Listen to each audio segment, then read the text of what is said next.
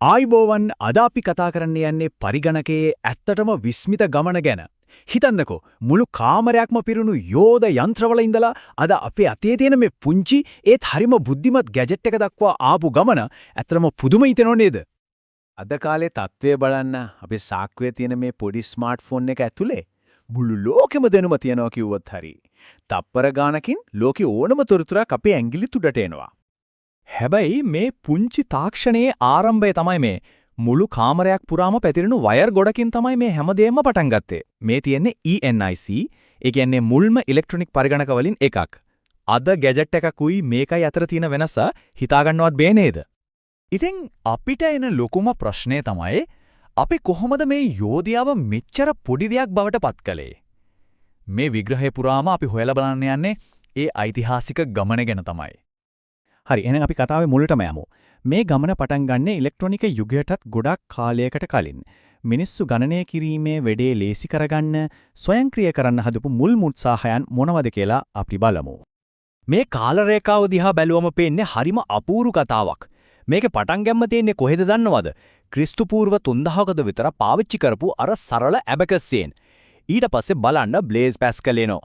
එයා එකතු කරන්නයි අඩු කරන්නයි පුළුවන් මැෂින් එකක් හදනවා.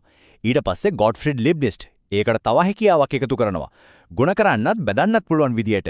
ඉතින් පේනෝ නේද මේක හරියට පියවරෙන් පියවර ගොඩනැගිච්ච දෙයක් වගේ. හිමින් හිමින් ඒත් ස්ථාවරව ආපු දියුණුවක්. අන්තිමේදී මේ හැම අදහසක්ම තමයි චාල්ස් බැබේජ්ට අර එයාගේ ලොකු හීනය. ඒ කියන්නේ විශ්ලේෂක එන්ජින්ම කියන අදහසද පාර කපලා දෙන්නේ. මෙන්න මේක තමයි කතාවේ හැරවුම් ලක්ෂ්‍ය. චාල්ස් බැබේජ්ගේ විශ්ලේෂක එන්ජින්ම කියන්නේ ස්තම්භ ගණන් හදන යන්ත්‍රයක් නෙවෙයි. නූතන පරිගණකයක තියෙන මූලිකම સિદ્ધාන්තය ඒ කියන්නේ ආදායනය, සැකසීම සහ ප්‍රතිදායනය කියන අදහස මුලින්ම ආවේ මෙතනින්.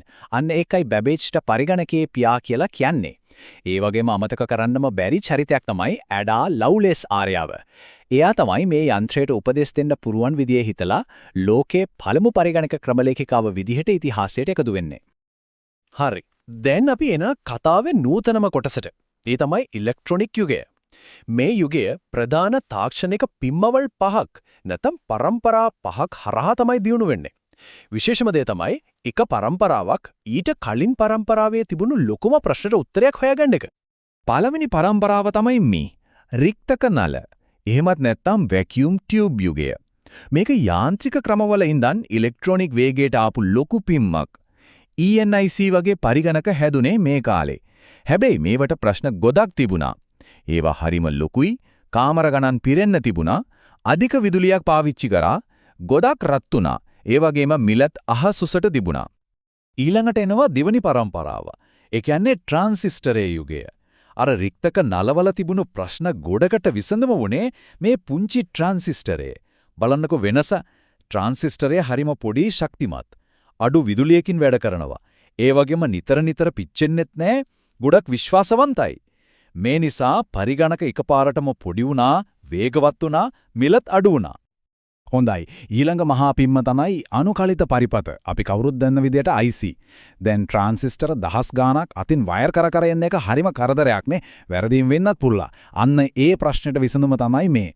එකම එක පුංචි සිලිකන් චිප් එකක් උඩ ට්‍රාන්සිස්ටර් දහස් ගාණක් හදන්න පුළුවන් වුණා. මේකෙන් පරිගණකවල බලය මහා විශාල විදිහට වැඩි වුණා. හතරවෙනි පරම්පරාව තමයි ක්ෂුද්‍ර සකසනය, එහෙමත් නැත්නම් මයික්‍රෝ ප්‍රොසෙසරය. මේක තමයි නියම විප්ලවය. මේකින් වුණේ සම්පූර්ණ මධ්‍ය සැකසුම් ඒකකයක්ම. ඒ කියන්නේ පරිගණකයක මොළයම එකම එක සිලිකන් චිප් එකකට ගේන එක. අන්න ඒක තමයි පුද්ගල පරිගණක විප්ලවය පත්තු කළේ. පරිගණකයේ ලොකු සමාගම්වල විතරක් තිබුණු දෙයක් ජනත ගෙවල් වලට මේ සූඩට ආවේ මේ නිසා. මේ කාලේ තමයි ඕල්ටෙයර් 8600 වගේ පරිගණක ආධුනිකයන් අතරේ රැල්ලක් ඇති කළේ. 1991 දී IBM සමාගම IBM PC එක හඳුන්වලා දුන්නා. 1984 දී Apple සමාගම Macintosh පරිගණකයේත් එක්ක චිත්‍රක අතුරු මුහුණත, ඒ කියන්නේ GUI එක ලෝකෙට ගෙනාවා. ඒකිනුනේ පරිගණකය පාවිච්චි කරන එක හරිම ලේසි දෙයක් බවට පත්ුනේ එකයි.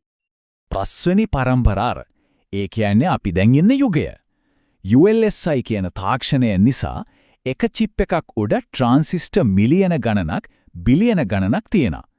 ඒ නිසා තමයි ලැප්ටොප්, නෝට්බුක්, ජංගම දුරකථන වගේ ඕන තැනක අරන් යන්න පුරුවන් උපාංග හැදුනේ. ඒ වගේම දැන් පරිගණක ලෝකයේ ඊළඟ ලොකුම අභියෝගය වෙලා තියෙන්නේ කෘත්‍රිම බුද්ධිය. ඒ කියන්නේ artificial intelligence. හරි. අපි මෙච්චර වෙලා බැලුවේ පරිගණකය පිටතින් දිනුවුණු විදිය. දැන් අපි බලමු මේ හැම පරිගණකයක්ම වගේ ඇතුළතින් වැඩ කරන මූලික සැලැස්ම. ඒකට කියන්නේ වොන් නියුමන් නිර්මිතය කියලා. මේක හරිම සරලයි ඒත් පුදුම විදිහට බලවත් සංකල්පයක්. මේකට අනුව පරිගණකයක ප්‍රධාන කොටස් 4ක් තියෙනවා. මතකය, පාලන ඒකකය, ගණිතමය හා තාර්කික ඒකකය සහ ආදාන ප්‍රතිදාන පද්ධති. හැබැයි මේකේ තියෙන වැදගත්ම අදහස තමයි දත්ත වගේම ඒ දත්ත මොනවා කරන්න ඕනද කියන උපදෙස්, ඒ කියන්නේ ප්‍රෝග්‍රෑම් එකත් එකම මතකයේ ගබඩා කරන එක. ඒ වගේම උපදෙස් ක්‍රියාත්මක වෙන්නේ පිළිවෙලට එකින් එක. මධ්‍ය සැකසුම් ඒකකයේ ඒ කියන්නේ CPU එකේ වැඩේ හරියට හදවතේ ගැස්ම වගේ ඒක චක්‍රයක් විදියට සිද්ධ වෙන්නේ.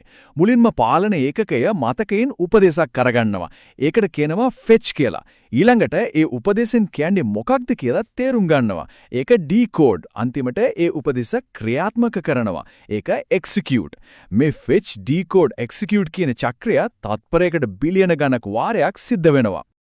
දැන් බලන්න හරිම පුදුම හිතන දෙයක්. ඒ තමයි මතකයේ වේගය අතර තියෙන වෙනස.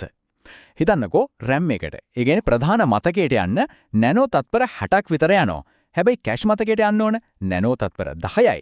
ඒත් CPU එකේ ඇතුළේම තියෙන රෙජිස්ටර් වලට ඒකට යන්නේ නැනෝ තත්පරයකටත් වඩා අඩු කාලයක්. හිතා ගන්නවත් පුළුවන් මේ වේග පරතරය ඒක අතිවිශාලයි. අනේ අතිවිශාල වේග පරතරය නිසා තමයි පරිගණක නිර්මාණකරුවන් මතක ධූරාවලියක් පාවිච්චි කරන්නේ. හරියට පිරමීඩයක් වගේ. උඩටම යන්න වේගය උපරිමයි. හැබැයි ධාරිතාවය හරිම අඩුයි. මිලත් ගොඩක් වැඩි. පහළට එන්න වේගය අඩු වෙනවා. ඒ ධාරිතාවය ගොඩක් වැඩි. මිලත් අඩුයි. ඒකින් පරිගණකයක් හොඳට වැඩ කරන්න නම් වේගය, ධාරිතාවය සහ මිල අතර හොඳ සම්බරතාවයක් තියාගන්න මේ ධූරාවලිය අත්‍යවශ්‍යයි. හොඳයි අපි අතීතය ගැන කතා කළා, වර්තමානය ගැනත් කතා කළා. එහෙනම් ඊළඟට මොකද්ද? පරිගණනයේ අනාගතේ කොයි වගේ වෙයිද කියලා හිතනවද? අනාගතය දිහා බලද්දි කෘත්‍රිම බුද්ධිය තමයි ප්‍රධානම තැන ගන්නෙ. මිනිස්සු වගේ හිතන්න, ඉගෙන ගන්න, තීරණ ගන්න පුළුවන් පද්ධති හදන එක තමයි ලක්ෂය. ඊටත් එහා ගිහින් අද තියෙන සුපිරි පරිගණක වලටත් විසඳන්න බැරි තරම් සංකීර්ණ ගැටලු විසඳන්න පුළුවන් ක්වොන්ටම් පරිගණක සහ ජෛව අණු පාවිච්චි කරන DNA පරිගණක ගැනත් දැන් පර්යවේෂණ කරනවා. ඉතින් අවසාන වශයෙන් හිතන්නට දෙයක්. මුල්ම පරිගණක හැදුවේ ගණන් හදන්න තිබුණු ගැටලු විසඳන්න. එහෙමනම් අනාගතය පරිගණක විසඳන්නේ මොන වගේ ගැටලු වෙයිද? මේ තාක්ෂණය අපේ ලෝකය තවත් කොයිතරම් දුරට වෙනස් කරාවිද?